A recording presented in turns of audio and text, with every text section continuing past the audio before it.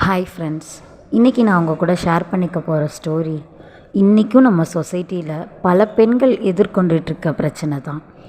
இதை ஒரு பெண்ணோட வாழ்க்கைன்னு சொல்கிறதா இல்லை வலின்னு சொல்கிறதா நீங்களே டிசைட் பண்ணுங்கள். ஒரு அழகான கிராமத்தில் ஒரு சின்ன குடும்பத்தில் பிறந்த பொண்ணு தான் கௌரி. அவள் தான் அந்த வீட்டோட மூத்த பொண். அவங்க அப்பா அம்மாவுக்கு ரொம்ப நாள் கழித்து பிறந்த பொண்ணு தான் கௌரி. ஆசையோடும் அன்போடும் பாதுகாப்போடும் வளர்க்கப்பட்டா. அவளுக்கு அடுத்து ஒரு தம்பியும் தங்கையும் பிறந்தாங்க. அந்த குடும்பமே அவ்வளோ சந்தோஷமாக அழகாக அந்த கிராமத்தில் வாழ்ந்து வந்தாங்க. அவளும் பள்ளி படிப்புக்காக போய் ஸ்கூலில் சேர்ந்தா, படித்தா, முதல் மதிப்பெண் எடுத்தா. தம்பி தங்கைங்களையும் நல்லா பார்த்துக்கிட்டா. காலத்தை அறிஞ்சா இந்த உலகத்தையே வெல்லலான்னு நினச்சா. அவளோட சிறகுகளை விரித்து பறக்க ஆரம்பித்தா. ஆனால் அந்த சிறகுகளால் கொஞ்ச நாள் கூட பறக்க முடியல. இது எல்லாத்தையும் முடுக்கிற மாதிரி, அவளோட சிறகுகளை ஒடிச்சு கூண்டில் அடைக்கிற மாதிரி அவளோட அம்மாவுக்கு திடீர்னு உடம்பு சரியில்லாமல் போயிடுச்சு.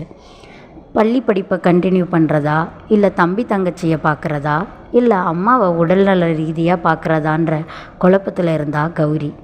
இது எல்லாத்தையும் தாண்டி ஒரு வீட்டில் ஒரு அம்மா இல்லைன்னா அந்த குடும்பம் குடும்பமாக இருக்காதுன்றத அந்த சின்ன வயசுலேயே தெளிவாக புரிஞ்சுக்கிட்டா கௌரி.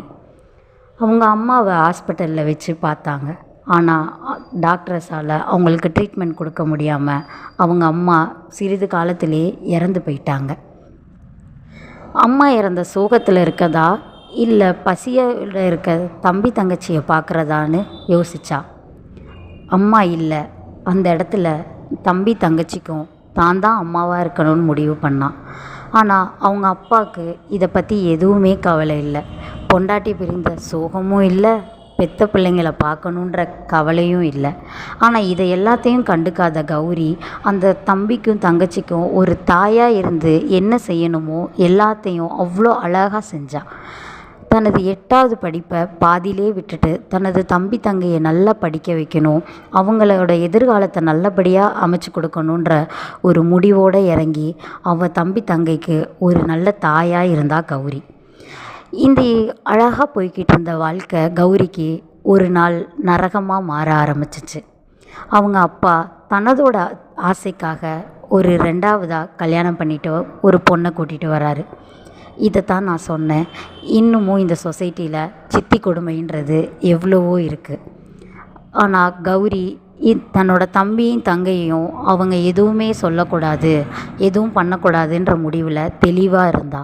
ஆனால் கூட்டிகிட்டு வந்த சித்தி ஒரு தாயாக இருப்பான்னு நினச்சா. ஆனால் அந்த சித்தி அவளுக்கு ஒரு தாயாக இல்லை. தாய் போல் யார் வந்தாலும் தன் தாய் ஆயும் விட முடியாது. அந்த லைன் கௌரிக்கு ஞாபகம் வந்தது. தன்னோட தம்பி தங்கைக்காக எல்லாத்தையும் செய்யணும்னு நினச்சா. சித்தியை எதிர்பார்க்கக்கூடாதுன்னு நினச்சா.